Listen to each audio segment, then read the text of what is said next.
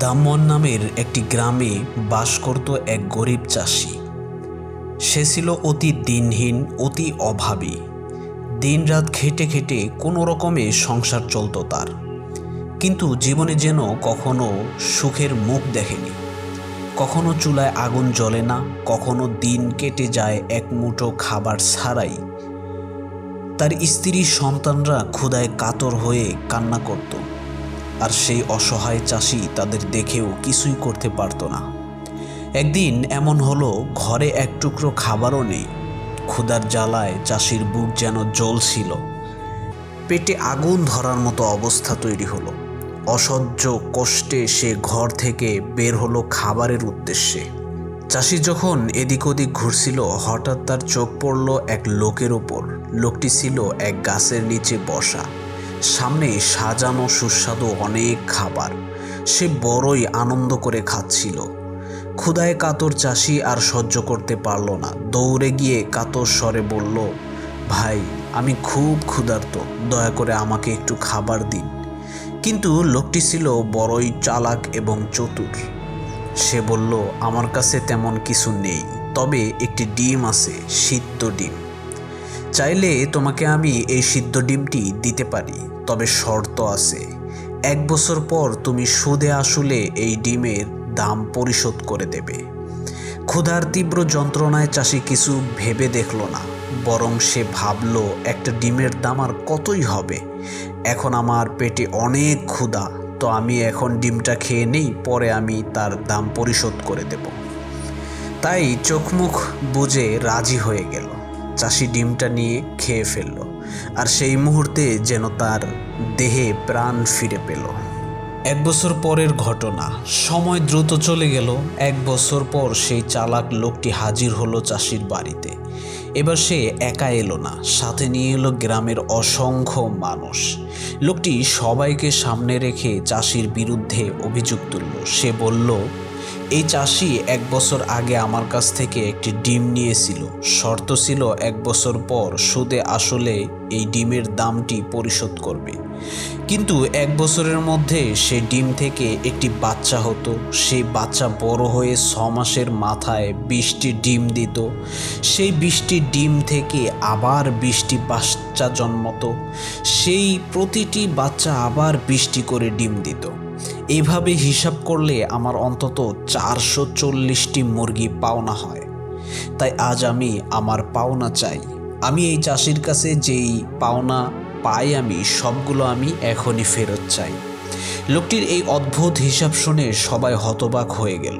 অসহায় চাষি এসব শুনে কেঁদে ফেলল।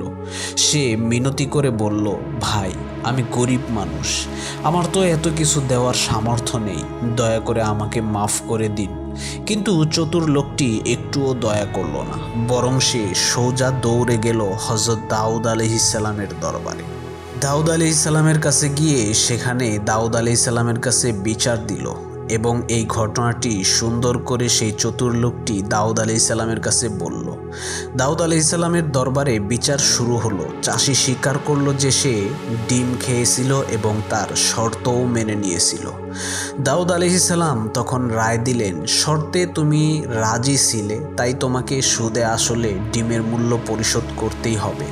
যেহেতু তোমার কাছে বর্তমানে কোনো অর্থ নাই, নগদ টাকা পয়সা নাই, স্বর্ণমুদ্রা নাই, তাই তোমার জমি, বাড়িঘর সব কিছু ডিমওয়ালার হয়ে যাবে।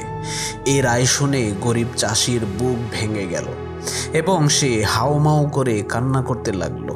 অবশেষে সে বাড়ি ঘর হারালো, জমি হারালো, হয়ে গেল পথের ভিখারি।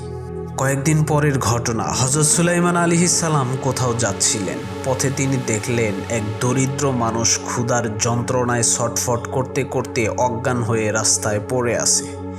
তিনি ঘোড়া থেকে নেমে চাষিকে পানি দিলেন, সেবা করলেন। চাষি ধীরে ধীরে সুস্থ হলো এবং কাঁদতে কাঁদতে নিজের করুণ কাহিনী শোনালো, যা তার সাথে সেই চতুর লোকটি করেছিল। এবং এটাও বলল যে দাউদ আলাইহিসসালাম এই বিচারের সমাধান এভাবে দিয়েছে, যার কারণে চতুর লোকটি আমার বাড়ি ঘর সব কিছু নিয়ে গেছে। সব শুনে সুলাইমান আলাইহিসসালামের মনে অনেক দুঃখ হলো। তিনি ভাবলেন, এটা তো আসলে অন্যায় হয়েছে, এই বিচারটা সঠিক হয়নি, এই ঘটনার ন্যায় বিচার হওয়া চাই। আমি যাব দাউদ আলাইহিসসালামের কাছে এবং এই ঘটনার সঠিক বিচার করব। তাই হযরত সুলাইমান আলাইহিসসালাম বললেন, তুমি কাল সকালে সিদ্ধ ধান এক ঝুড়ি করে দরবারে নিয়ে যেও। তারপর সেই ধানের চারপাশে ছড়িয়ে বলবে, এই ধান থেকে ধান গাছ জন্মাবে। চাষি প্রথমে অবাক হলেও নবীর নির্দেশ শুনে রাজি হলো।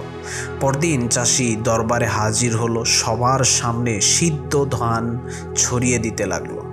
লোকেরা হাসতে লাগলো, এ আবার কি, সিদ্ধ ধান থেকে কি কখনো গাছ জন্মাবে নাকি? দাউদ আলাইহিসসালাম অবাক হয়ে বললেন, সিদ্ধ ধান থেকে কখনো কি গাছ জন্মায়? এ তো অসম্ভব। ঠিক তখনই সুলাইমান আলাইহিসসালাম দাঁড়িয়ে বললেন, হে আমার পিতা, যদি সিদ্ধ ধান থেকে গাছ জন্মাতে না পারে তাহলে সিদ্ধ ডিম থেকে কিভাবে বাচ্চা জন্মাবে? তাহলে তো সিদ্ধ ডিম থেকেও বাচ্চা জন্মানো সম্ভব নয়। অথচ এই চতুর লোক একটি সিদ্ধ ডিম খাওয়ার জন্য চাষির বাড়ি, ঘর, জমি সব কিছু দখল করে নিয়েছে। এটা কি ন্যায় বিচার হয়েছে? এটা মোটেও ন্যায় বিচার হয়নি। যেমনিভাবে সিদ্ধ ধান থেকে ধানের গাছ জন্মাতে পারে না, ঠিক একই রকমভাবে সিদ্ধ ডিম থেকে আরেকটি বাচ্চাও জন্ম নিতে পারে না। তাই এই চাষির ন্যায় বিচার হওয়া উচিত।